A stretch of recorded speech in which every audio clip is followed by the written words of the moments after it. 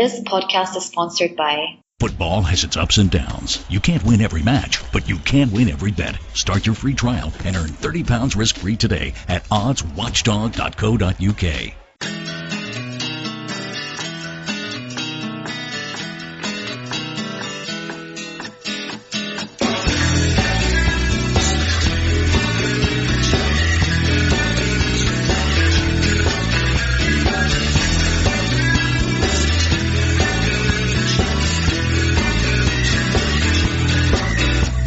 Hello and welcome to a Gooner Ramble. I'm James, hosting again this evening, and we've got our regulars with us. Was, how you doing, mate? Hello, mate. I'm very good. Yourself? I'm not too bad, thank you. Not too bad. Good stuff. And we've also got Mark. Mark, how you doing? All right, JJ. Yeah. Yeah. And now for everybody that was going to click off because he wasn't on, he is here. His Wi-Fi works. They say if it's no Clive, it's no party. Well, it's definitely a party tonight. Clive, how you doing? I am fine. A little bit hungover, actually. A bit quiet, but all right. Judas. See how we go. Judas. Well, guys, we had Swansea at the weekend. It was a 4-0 win. Bit of a slow, lethargic first half / 35 minutes.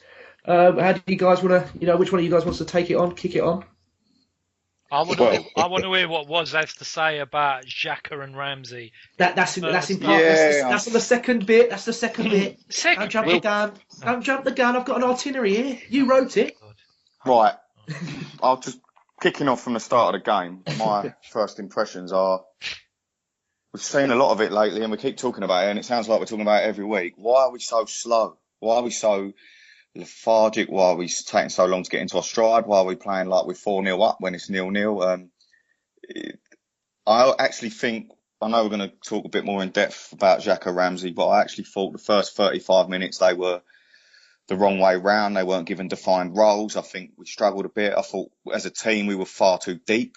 I don't know why we sat so deep, and it was Arsenal at their worst, sort of slow, lethargic football, not really a lot happening, not creating a lot, looking like we were susceptible to concede at any time. And I just thought that the balance in the middle of the park was wrong, and I weren't happy with how deep we are. And I think we've seen this season a lot. Arsenal are always at their best on the front foot when they're aggressive. We're an attacking side with attacking footballers. Do what we do best. I'm not sure really what we're trying to do, whether it's the players not coming out of the traps or it's a tactical approach to start the game deep and consolidate and then hit them later on in games. But we just weren't at the races again, and we got away with a few situations where we could have easily gone behind, and it was a bit worrying. But thankfully we done what we've done a lot of times this season, and all of a sudden we sort of clicked into gear. And the first 35 minutes, as you say, I thought was a struggle, and I think a lot of that was to do with the way we did approach the game in the centre of the park and how deep we were and how much of the initiative we give to Swansea. But they're not a great side, and we allowed them to play, so I was a bit worried about it. I mean, from what I was, when I was watching it at home and everything else, I was sat there and I was, like you said, I don't understand why we were so deep. Was it the fact that we were trying to consolidate the fact that Gabriel isn't really a natural right back, although I thought he had a brilliant game. I thought he did really well. Or is it just the way, we lay out? I thought to myself, they've got a new manager, Swansea. These players are out here trying to impress him because obviously if he gets given the chance to spend some money, a few of them might be out the team and they might be going, they might be sold themselves. And I've always thought Sigurdsson was a good player, but fuck me, we made him shine like he was a prime bloody, Iniesta or something out there in the first few couple. Gave him a few pot shots and everything. Well, the space that he had to run in was unbelievable. Clive, do you want to come in? Yeah, I mean, it was. I looked at my sort of in-game tweets, right, and I had a very good stream for Saturday, so I really watched the game live. And that's all the fans in Asia sorting you out now, isn't it? Yeah, honestly, I think it's some Arsenal forum type stream. It's really, really good, so I could really watch this game. And you talk about going deep, and why were we so deep? So really, it comes down to a couple of basic things. Our passing wasn't accurate, so we couldn't retain the ball. So when you don't retain the ball, you end up running backwards. Right? It really is that simple. If you watch the game, I watched it 3 times actually, and if you watch it, the amount of times we played the ball square, lost it, played the ball to players who were marked by two men, lost it, and it was just transition. And I'm watching this game thinking there is no control here. There's none whatsoever. We're working harder, much more intense than we were at, say, Bournemouth and Preston in the first half. We had a much greater collective desire to win the ball back. But there was little flow, there was little accuracy, there was little quality. Up until just before the goal, actually, we didn't put anything together at all. I think it was Alexis shot, and then we had to move just pre the goal, then the goal. So there was nothing, no good football, and it really it really bothered me how the team, who are now bottom of the league, seemed to really fancy it against us. And I can't understand why we're giving off this persona and perception that we're quite vulnerable. And we looked vulnerable, and it felt vulnerable in that first sort of 30 minutes. And we watched Preston do something similar to us. They really fancied it and seemed to fancy it against us. So how are we going to turn this around? And I was really, really concerned in that first half now, because Spurs had done their thing in the morning and they've got their 4-0 win, and they put a bit of pressure on us. So it was really important for us to go and do what we had to go and do. And watching the first 30 minutes, there was nothing there, no quality, no accuracy. There was greater movement, but not enough physicality in my mind to dominate them. And then click, the button switched. I don't think anything changed tactically. We just got a bit more accurate. We started to flow, and our better players started to play a little bit better. And we scored the first goal. And then after that, you watch the game and you're thinking, why was I so stressed out in the first half now? I was actually, wondering, am I looking at this right? But, looking at my Twitter and looking at other people at the time, I think a lot of us were stressed in that first half an hour. So once the first goal went in, we lifted straight away, and we looked more like Arsenal. So that's how I saw it. Mm-hmm. And Mark? That's pretty much what the two guys have said, to be fair. I think the problem was what was said, but also what Clive has said because of what was said, if you get me, yeah. Ramsey back there, he's not a good passer when he's playing the furthest back, and Xhaka's even more immobile than Ramsey, so then when Xhaka's higher up and you give him the ball and it's more congested, he's more likely to lose it. So that, I think, led to the problems we were having retaining the ball, and it's hard to see why they were doing that. We spoke about it earlier on in the season when I think we were playing Koch and Cthulhu, and yet Cthulhu was playing deep and Koch was the one up front, and we said, why aren't they the other way around? So I think it's something similar to that. I mean, look, as has been said, new manager, those guys are going to go out and are going to be busting their balls to try and show the manager and the fans, hopefully, that they're worth their place and they're not as bad as their position in the division says.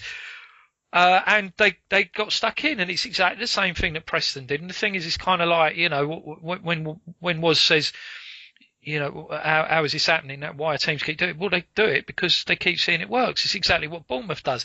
Yeah, every team that's going to play Arsenal is obviously doing their job reviewing the previous games we've had, and each one of them is seeing that, first half, get stuck into us. Don't give us time. Do what you can to stop us from playing our game.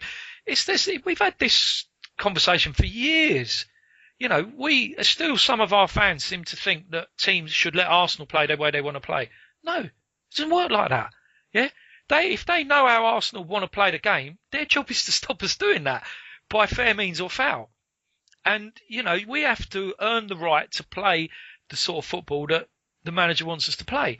So it's why I'm always very surprised at why we get caught out by it. The comments by was it Giroud and Ramsey after Preston? Surprised at their commitment. Yeah. I'm sorry. I don't know. I just don't understand how two of our players can actually go on and say that. Surprised that the commitment from a lower level team in the FA Cup. It's beggars belief. But I think for whatever reason it was, be it that they were under instruction to play that way, or they just got caught out. None of which I can really accept as being good. We did sort it out after about the sort of 35-40 minute, and the second half was a very, very different game.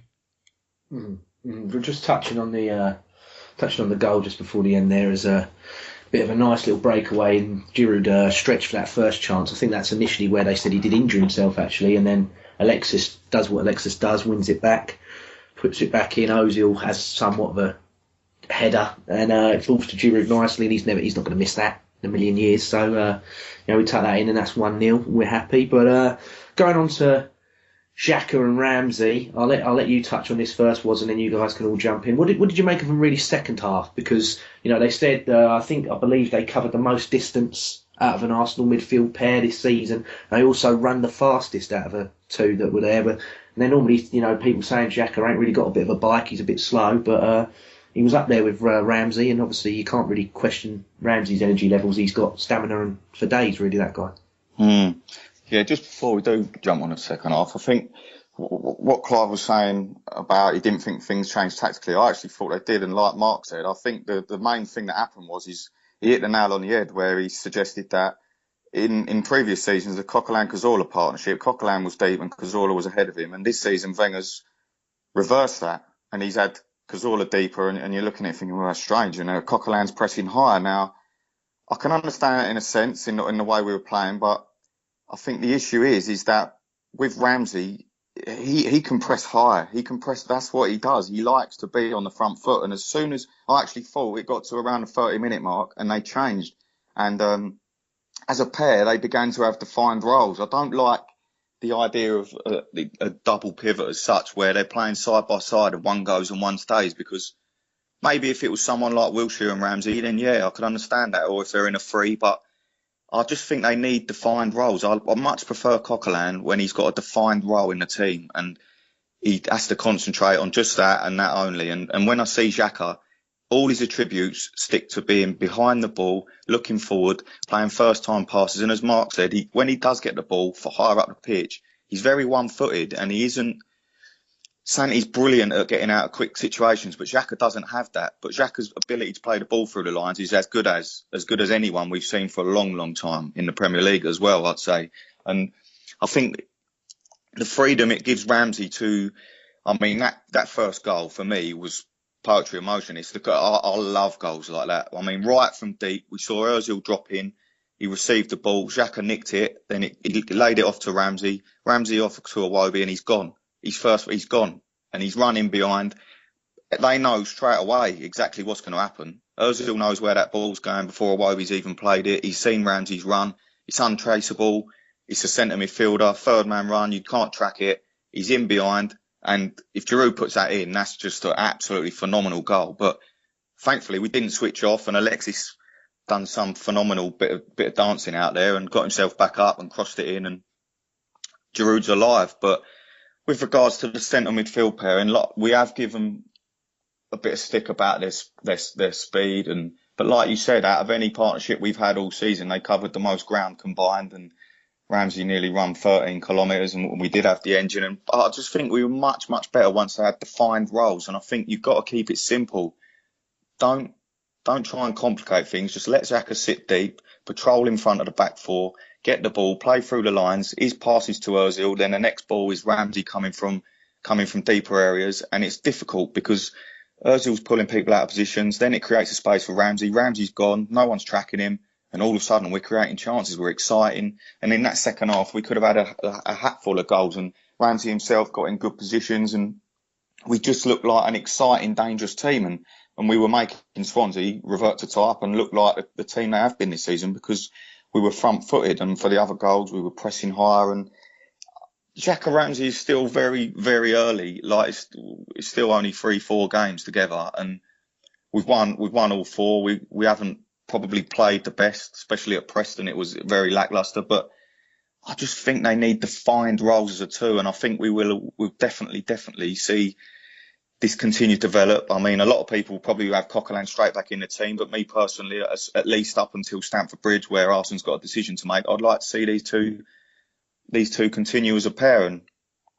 I can see the positives in it, and I can see people's worries about us being bypassed. But I think a lot of that comes when they're a flat two, and they're not really too sure where they are or what they should be doing. I'll get that impression. But I thought as soon as he reverted to type and Ramsey was given that freedom to be the be the anchor, the link man, the one who's running between box and box, and Xhaka was the one playing the ball through the lines. I thought we improved tenfold, and we were more dangerous in the final third. Iwobi then come alive. Iwobi had a fantastic game, but it's just, I think it's more about the balance of the pair rather than the players that are in there. And we could talk the same thing about Coquelin being higher and Cazorla, and you talk about El Nene. It's the same for any midfielder. I just think we need to give them a defined role, but we're a much, much better team when we do that. That's my opinion on the pair.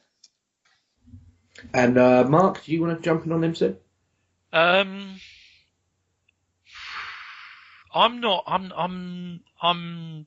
unconvinced about them as a pair in terms of having enough quality to see us through the bigger games. But as was said, it is early days for them. Some people, was included, have been crying out for Xhaka and Ramsey to get their go, and it's come about more through injury than Wenger's choice. So they've got to be given a chance. I mean, they're going to have to be given a chance, mainly because there's no other options in midfield at the moment. So I think let's wait and see how it goes. I'm not going to get too carried away about a performance at Swansea because they're shit, basically.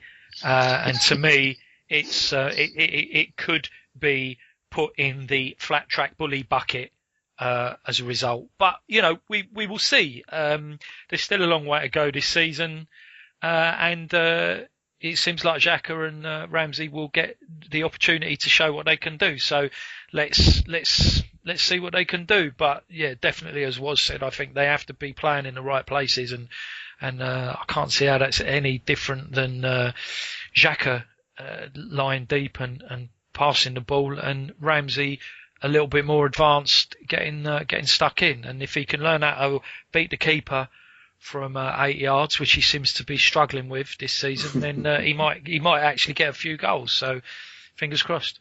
Yeah, and Clive. Yeah, I thought they ended the game really strongly. I thought the whole team did, but there was just something I saw with Ramsey by the left touchline. It might have been right in front of Wenger, where he stopped and started his man, actually run past him. I thought that's a sign of him getting fitter.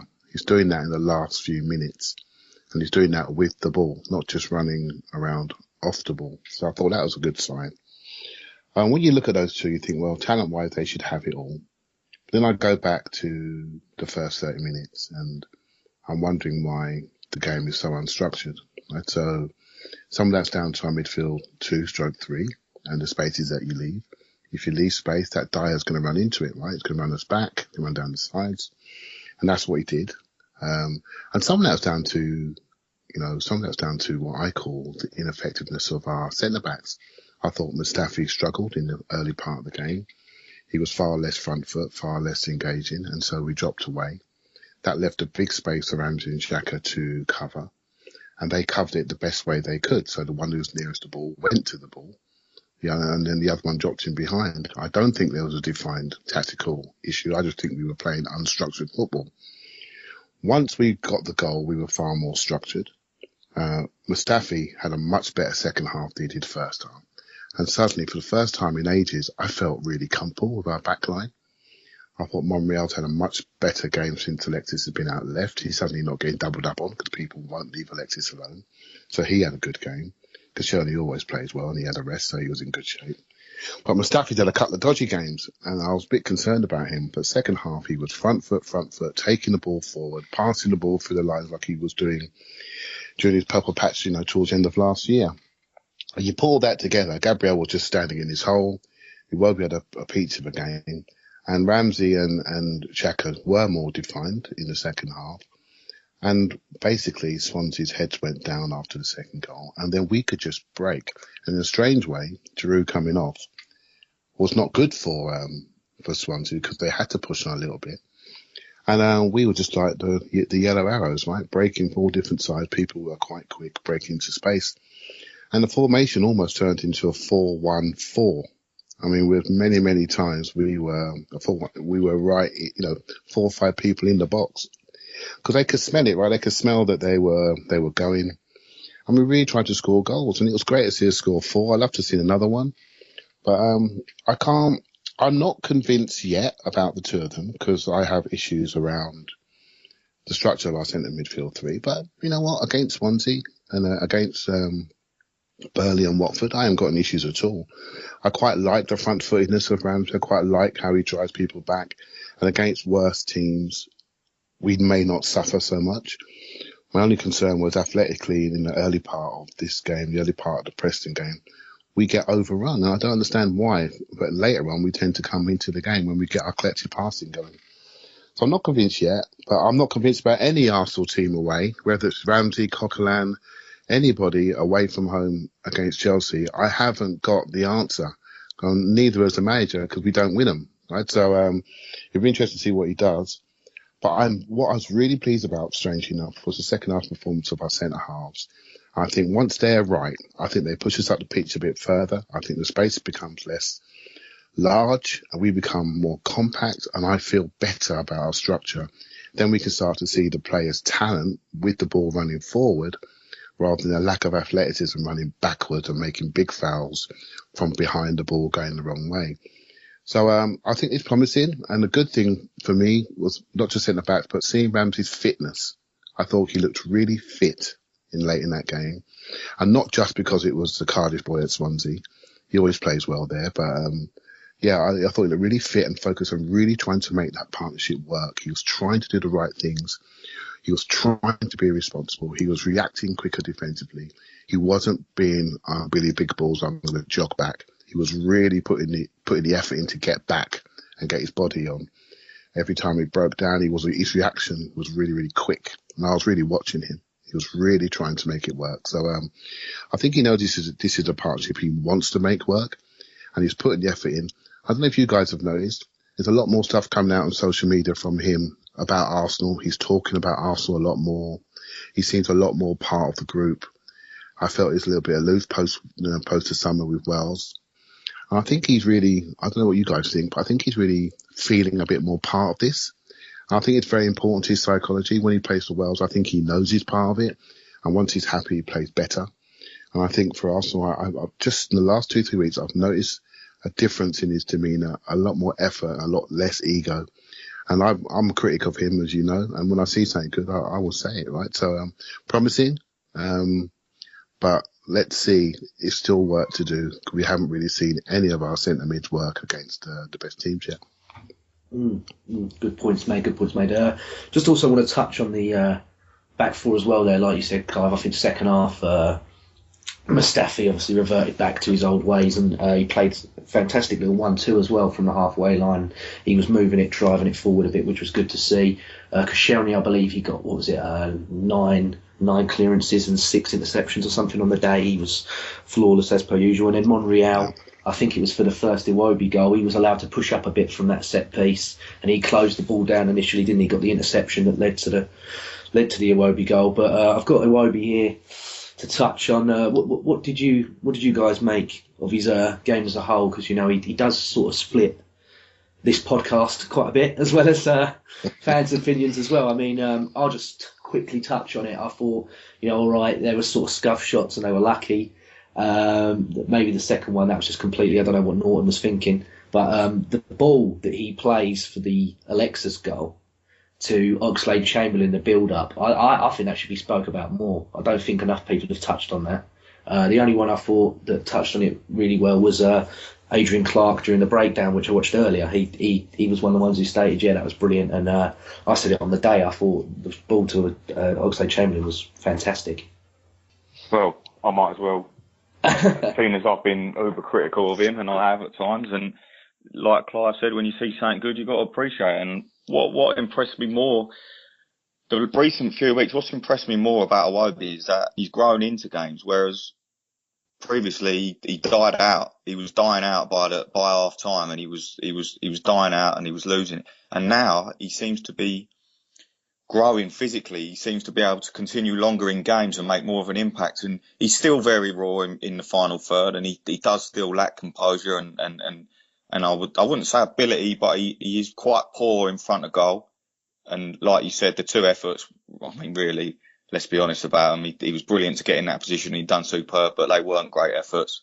But Iwobi had a fantastic game, and like you said, the ball, not just the ball, the way he squared his defender up, inside, outside, he's doing different things, and he's improving, and he really is starting to make me look at him and say, yeah, I can appreciate what you're bringing to the team now, Iwobi, and it's easy to forget how young he is because of the size of him and his stature and the way he plays the game.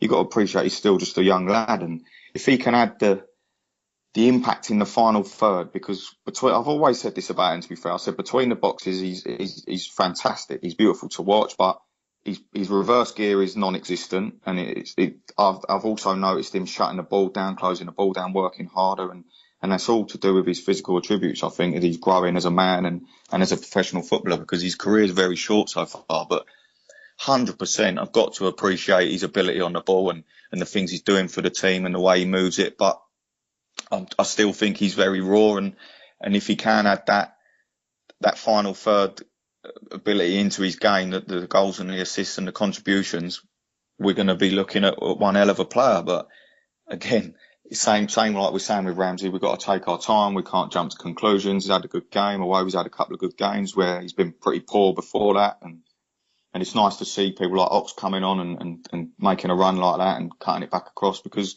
we need these players firing again, and especially with the return of Welds, and we've got Lucas Perez, and it's good to have that. And I think maybe Iwobi sort of had a bit of a kick up the bum, really, in a sense, and he's really, really playing well.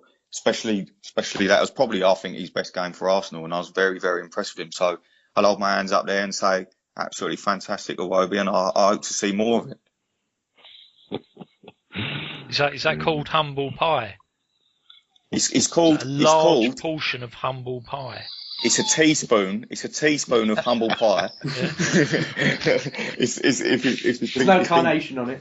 There's no carnation. There's no dressing yet. I'm just having one teaspoon. But yeah. No, I mean, credit. Listen, I mean, this is always one of the interesting things on Twitter, is that you see people who will never ever go back on change something they've said. Yeah, they won't do it. But give was his due, other than him being extremely biased about Ramsey. He will give him over credit when he deserves it. And I think he's hit some good stuff. Can you leave me alone? I look at, and I've said this a couple of times, and some people might see it, some people might think that he chatting shit, Mark. I watch him and I see Rocastle, a very young David Rocastle.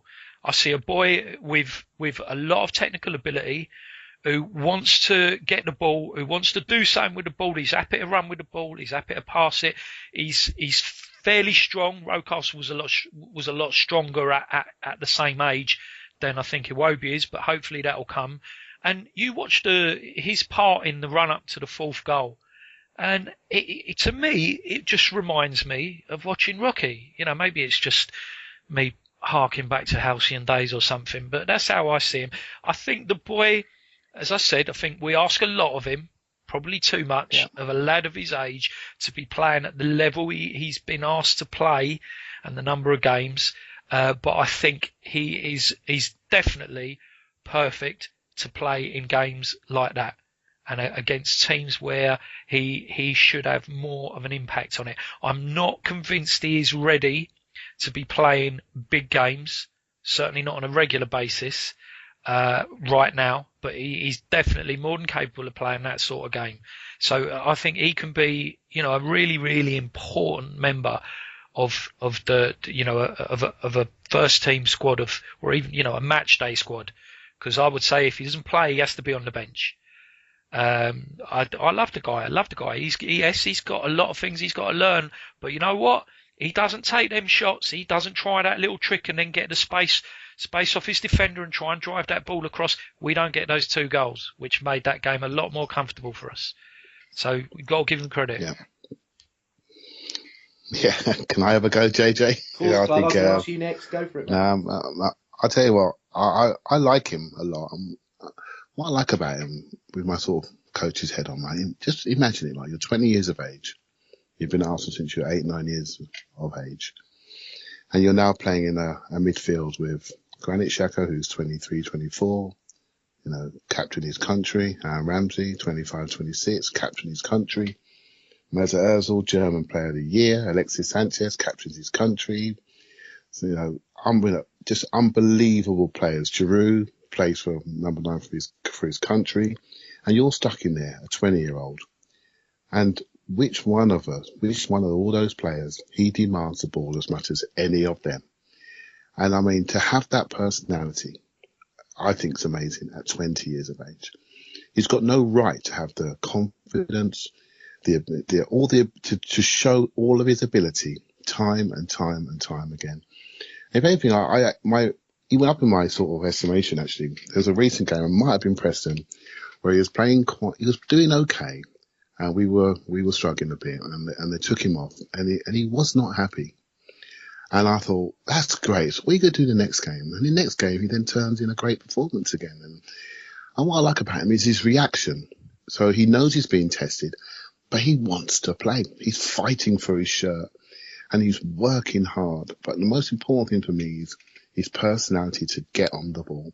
To have that personality at 20 years of age amongst all these top-level players who are all seasoned pros that have got far more European and international experience than he has. We got something special in our hands here. And yes, he annoys me sometimes when he's running around with his sleeves tucked under and looks like he's got cold hands. He bothers me, he don't pull his socks up. He bothers me, he cares more about having his shorts halfway down his backside than worrying about getting on the ball properly. All that stuff is just old man Clive talking. But when the ball comes, he looks good and he's got a personality to move it. And I really hope. In some ways, I'm glad as I don't want to get too much hyperbole around him, but he's building a reputation and he's building a football technical reputation. And if he can develop a bit more defensively, which he's starting to win more duels, I was going about that third midfielder. Well, that third midfielder could be him, because physically he knows what he's doing. He's good on the ball. And if he can up the work rate, which he's starting to see a little bit more, he's ending games stronger. And, we've got a player on our hands, right? So, fair play to him and fair play to the academy to get one that's come through with a bit of heart about them. Not just a flick merchant, but someone with a bit of heart. And so fair play to them as well. Very true. Touching on the next thing here, next subject here is Mr. Sanchez. And he's, we normally look at the bench at someone else who does something with a coat. We were looking at Alexis Sanchez with his coat this week. What did you guys all make of that? Because there's a bit of to and fro as to what some people think. I'll let you go first, Clive, on this one. But not bothered, mate. Honestly, not bothered. I just think it's a shame. I think that what's bothered me more is that if you look back to, say, Stoke, we went top of the league and we were playing really, really well. And suddenly the contract situation blew up. We didn't really manage that well as a club. We allowed it to manifest. And then we went into Everton and gave a meek second half performance and gone into City and then gave a worse second half performance, right? And we ended up losing 2 games away from home pre-Christmas.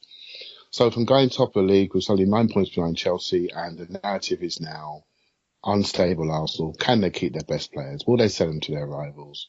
And this narrative has gone on and on and on and on. And it looks as though the club is now starting to get that back in line by talking about contract situations, nailing down the 3 French boys.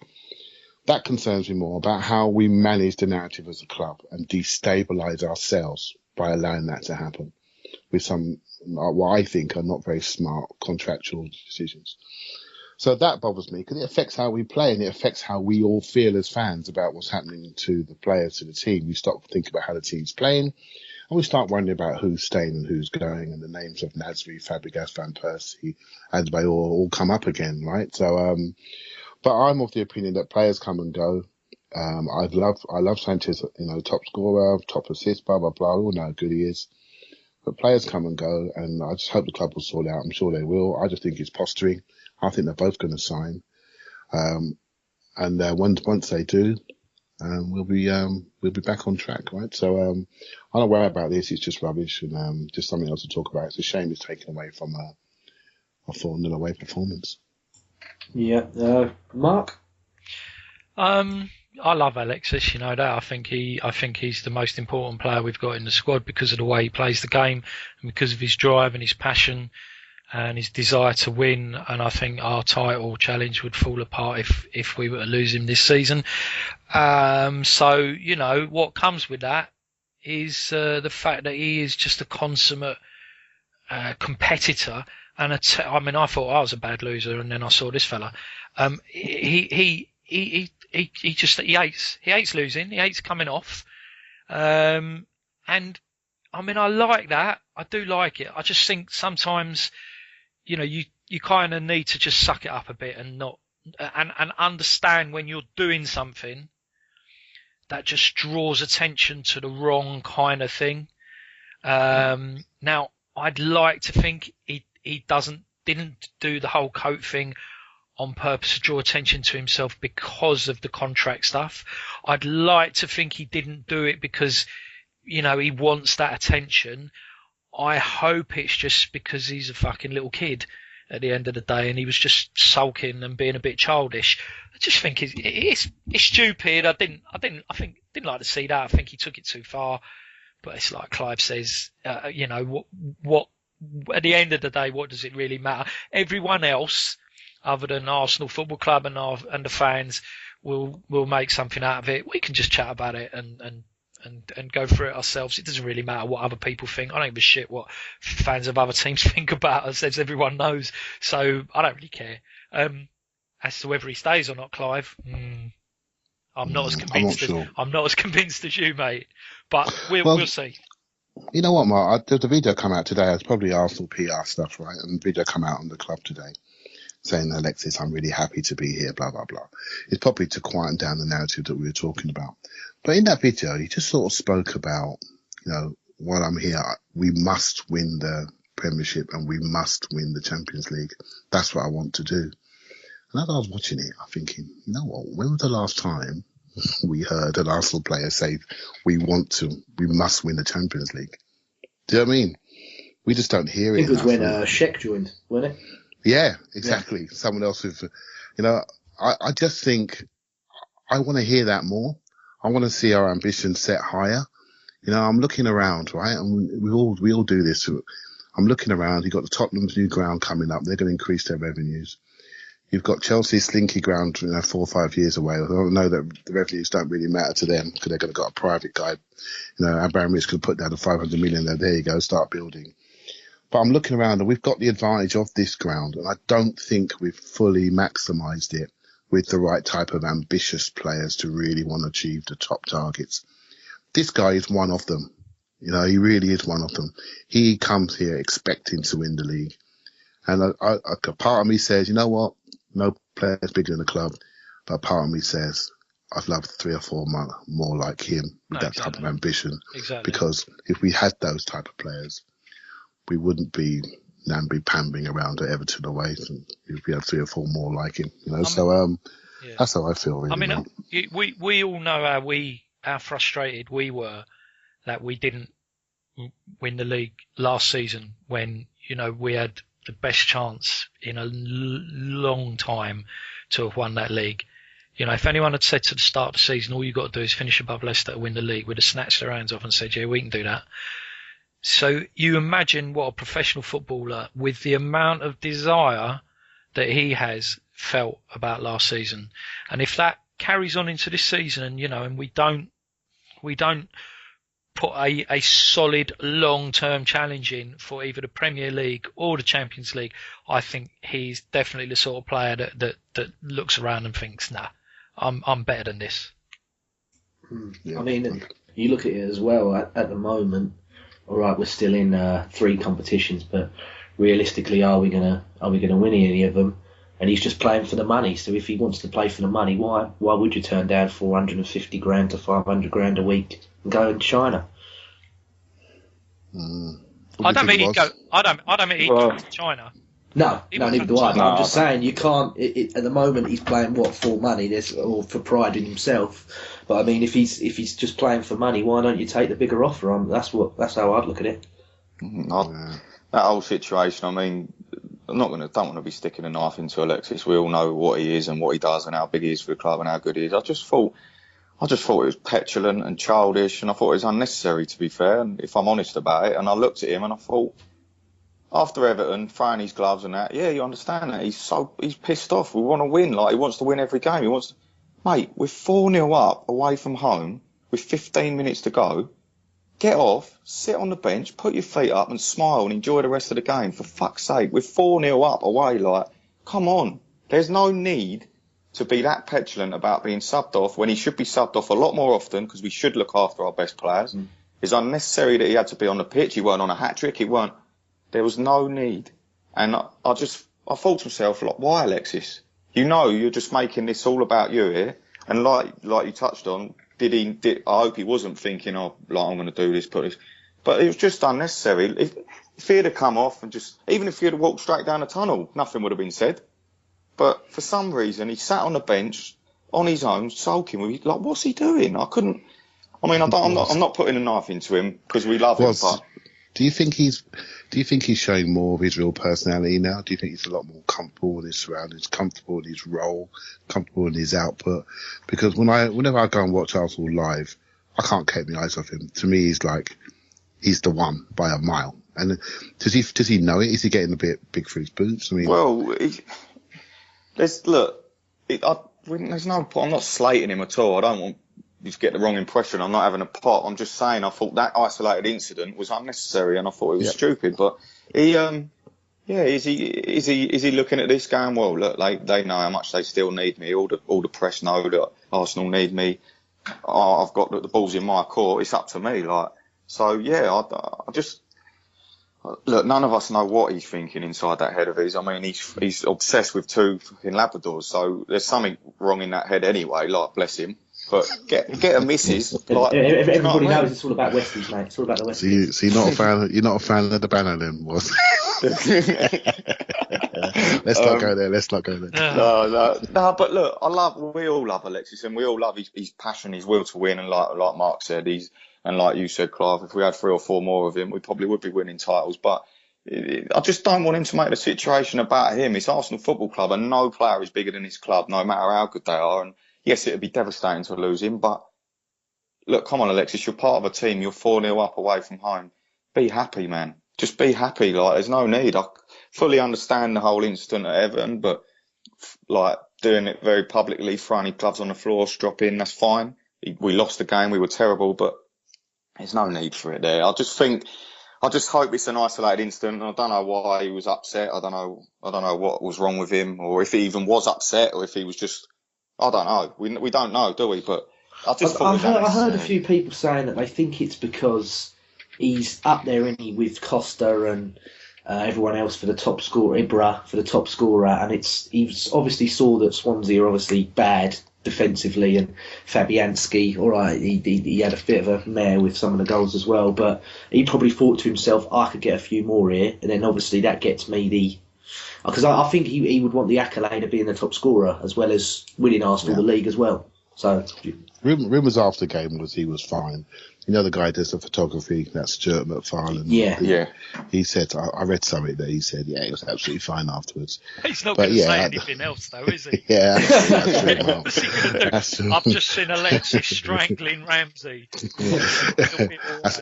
be fair, that's a very good point, well made. But at the time, I wanted to believe it, so I'm going with that, right? So yeah. I think as was said, it's difficult to know what's going on inside his head. To be fair, he does strike me as being one of those nutty South American fellas. Well summarised. And just quickly to touch on before the listeners' questions, obviously it's the transfer window. We had a bit of a chat last time for about 2 minutes. Seems more outgoings than incomings as per usual. They said today about Jenkinson potentially nearly done for Crystal Palace, whereas as well they said that there's also a bit of a late push from West Ham, so obviously he's going to be going out the door. Does that bother you guys a lot, or do you understand really, the talent isn't as up there as it should be, so obviously he's out the door? Yeah, I've got no issues with him going. He's had a great go, and we're back playing for Sam Allardyce, and I wonder what the money is. I haven't seen any money. I haven't seen anything yet, but 3 I know million. that Arsenal. Is it 3 million? That's what I saw. Yeah. Wow. So he's not. I don't think he's of Arsenal's quality. Right? We had played good games for us in the past, but whenever I watch him play now, I'm too nervous. Right. So it's not Arsenal's quality. Go and make a great career at Crystal Palace, and I'm sure he will do. Right. He's a Premiership player. We picked him up as a Charlton player. So now he's playing in the Premiership, and he'll hopefully get lots of games, have a great career, and good luck to him. I mean, people seem to think that I hate him. I don't hate the guy. I just don't think he's good enough. You know, when he's 6'1", 6'2", and he got out jumped by Mora, who's 5'6".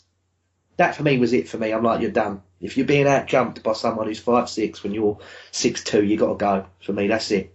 There's no coming back. I mean, there was I tweeted about him not playing against Preston and the fact that Maitland-Niles started in front of him, which was really should have told Carl everything he needed to know. To be honest, I mean, he wasn't good enough really to play for the Arsenal, but give the boy his due. He lived not only his dream, but he lived my dream, was his dream.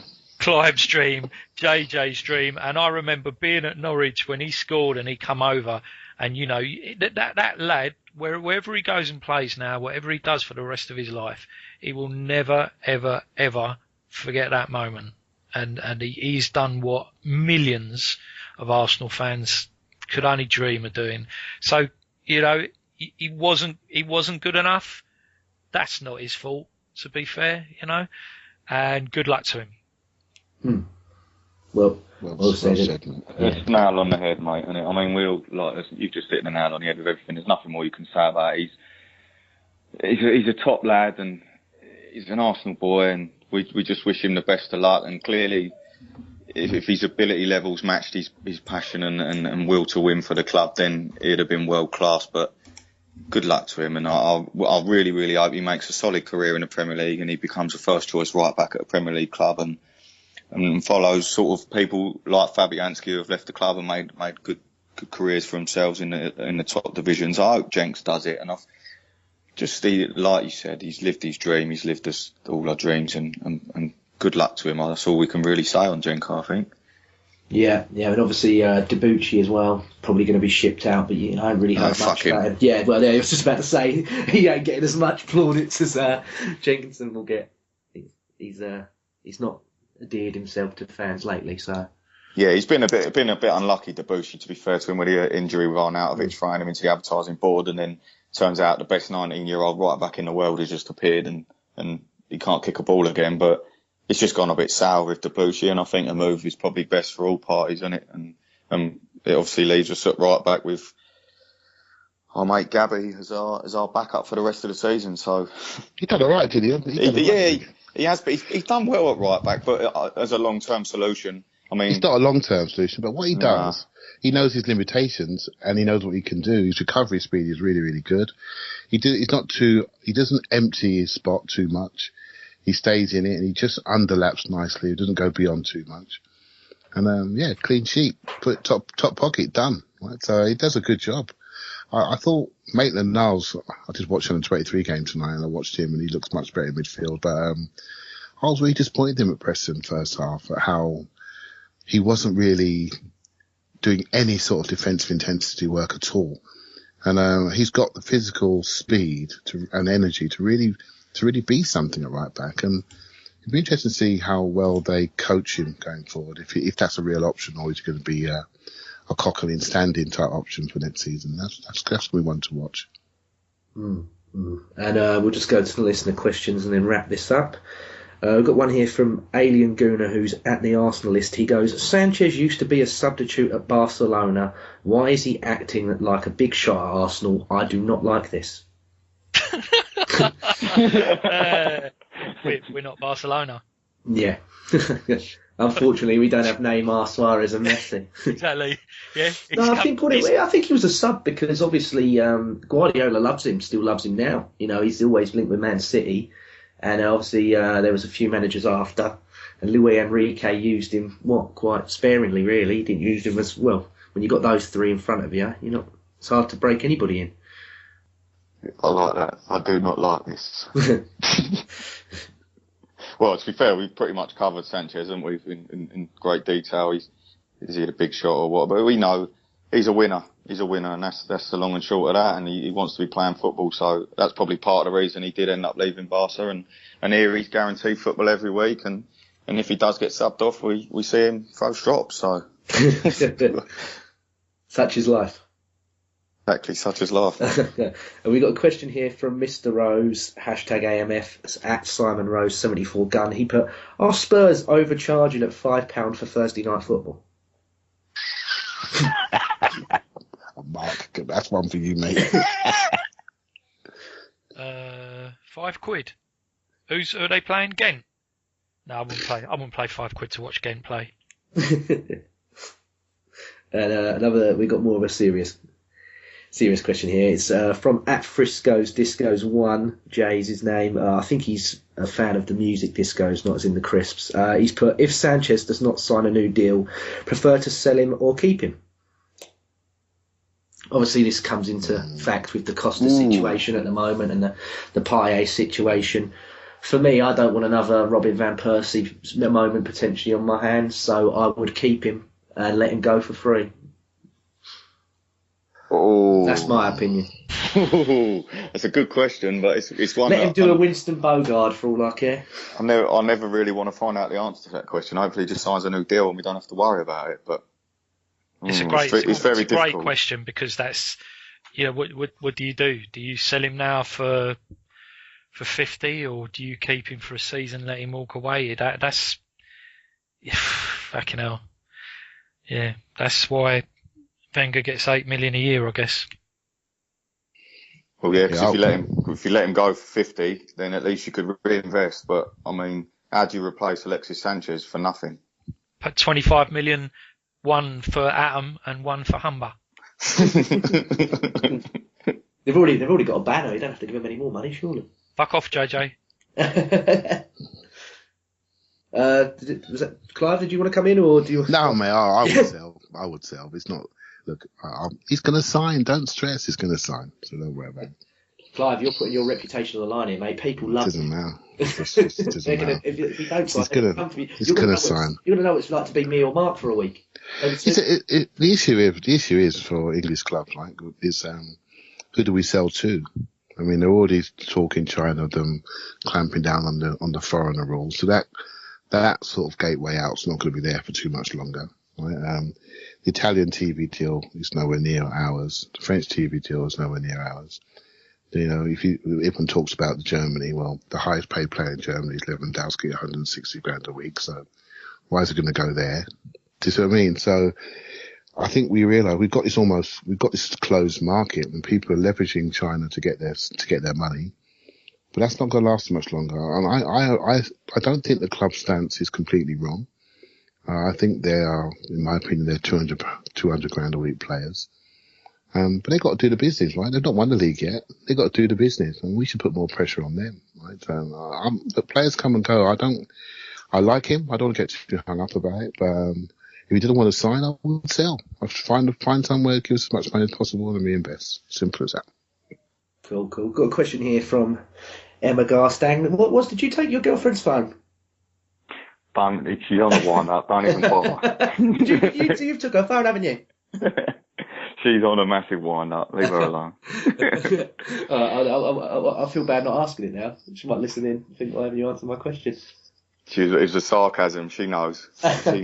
She knows it'll. She's done it to wind me up. So I'd have to answer stupid questions about Alex Iwobi. Yeah. But to be fair, I've already had that teaspoon of humble pie, so there's no need. No, fair enough. And then the last question we got is from Dougie Cazorla at DFresh10. He's put, what is the single most important tactical change Arsenal need to make against Chelsea? Mark, you answered this on Twitter. I'll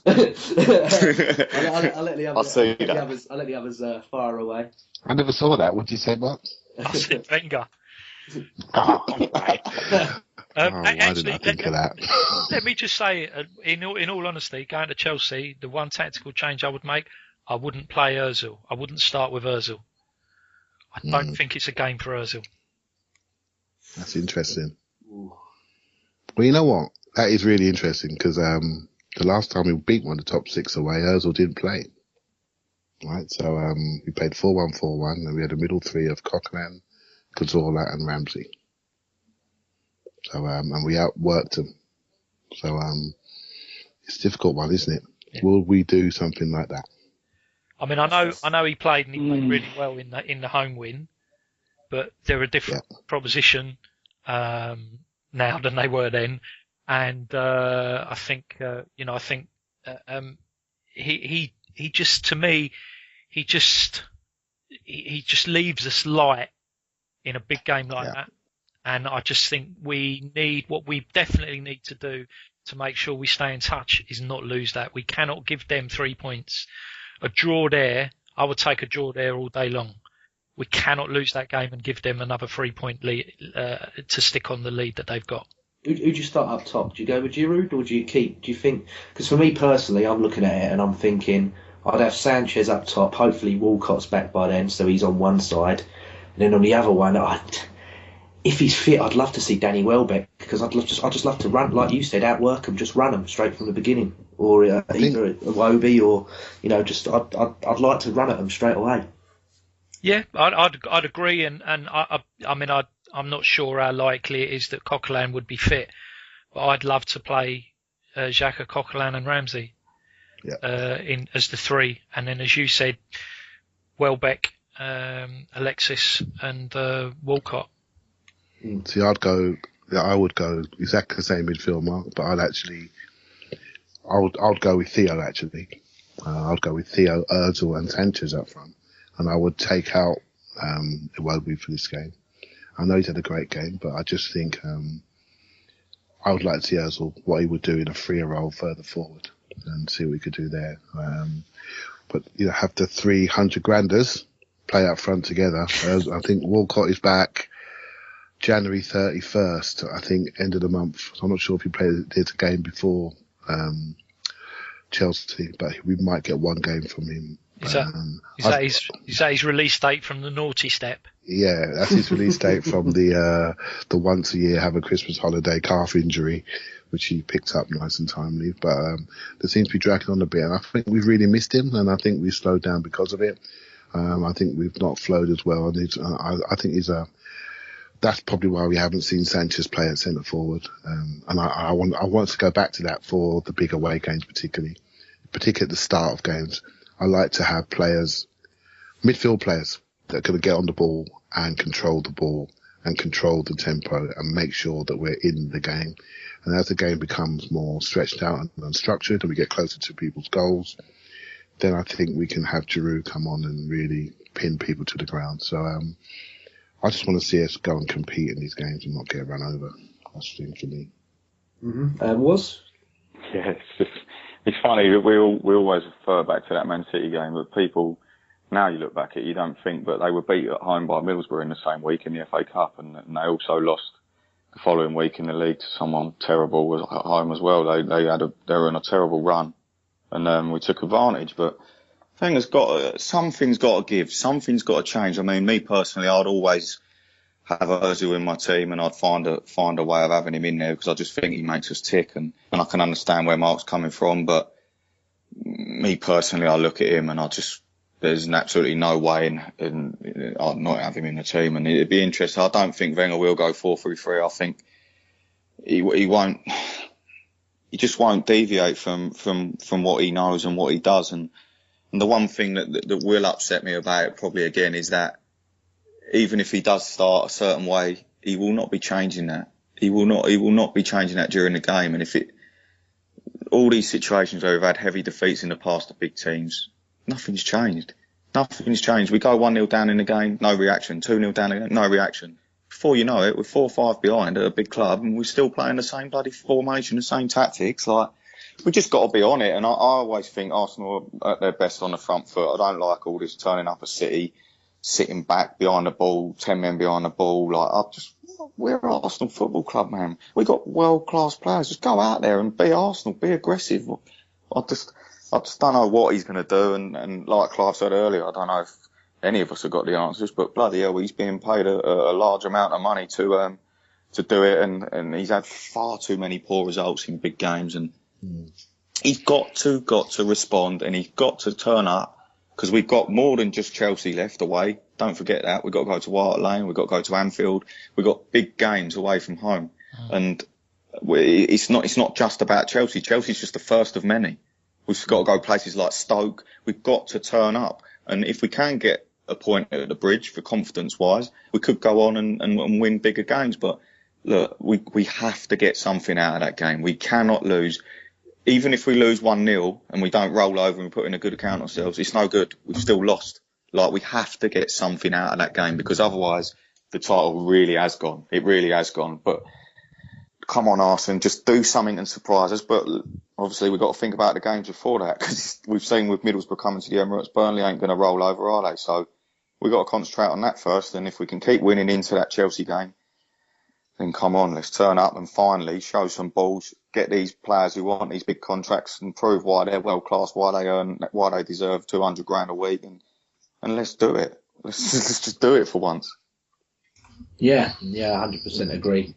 And then the last question we got here is from Michael Lott, who's at Michael Lott. He put, with Cazorla likely to be out for the season and being in the last year of his contract, at 32 years old, is it time we look about moving on from relying on him and find another midfield partnership that we can rely on? Yes. Thanks, everybody. Thanks for listening. The main thing, listen, I love Santi. I think, Santi's great in that midfield position, moving the ball around, 2-footed, very quick passer. But the problem we've got now is big injury last year, missing for a large slice. Big injury this year, missing for a large slice. He's not getting younger. So it's a risk to go into next season relying on him being the only one who can maybe do that role. So I think Arsenal need to think very carefully about whether they need to buy someone who can do that role, or if they don't need someone to do that role in the system that they the new manager will be looking to implement next season. So I think it's a difficult one, because I love Santi, but it's too coincidental that he's missed a large chunk of each of this season and last, and it ain't going to get any better, I wouldn't suggest. Clive? Yeah, he's a unique player, right? And his impact on us is quite unique. I mean, he's just a real footballer that helps make us tick. So I think my opinion is, Michael Carrick's quite valuable to Manchester United, and he's 35. When he doesn't play well, Manchester United don't play well. I think there are plenty of games in a 60-game season for him to play in. But I think the way Wenger used him earlier this year, I thought was irresponsible. He didn't need to be playing every 3 days. I think he done his Achilles in Ludogorets at home. Was that right? And I think he played a game on a Saturday, and Ludogorets at home was a Tuesday. Why are we doing that to him? Right. So I think we didn't use him very wisely, and the injury obviously flared up. He's had the first operation. It hasn't worked 100%. He's had a second clean-up, so we lose him till March, April, which basically means the season's over. We got option to sign him. I would sign him, because I just think players like that don't come out of the bushes every 2 minutes. So I would sign him. If we can pay Debussy for a year, 90 grand a week, we can certainly pay him. I think he's far more valuable. He seems to be far more valuable from the players' perspective. They seem to really worship him. So I'd like to see him stay. I question maybe someone like Mertesacker, although I know he's our club captain, but given the talent we have at centre back, given the fact we've got Chambers out on loan, we've got Holding who's not getting any minutes, and we've got someone like Mertesacker. If someone said to me about Mertesacker, I would say maybe one of these two has to go, but that's me maybe talking from a business perspective rather than impact to the team perspective. So I'd like him to stay. Yeah. Yeah, that's all. That's quite comprehensive then. Well, I'd like to thank all of you for coming on. So cheers for that. Thank you very much, JJ. Mate. Cheers for having us. You're welcome. And I'd like to thank you all for listening. And stay subscribed. Give us a like. Give us a comment. If you're listening on iTunes, give us a comment on there as well. We appreciate all that. And thanks again, and we'll be back after this weekend. Take care. See you later. This podcast is sponsored by... Football has its ups and downs. You can't win every match, but you can win every bet. Start your free trial and earn £30 risk-free today at oddswatchdog.co.uk.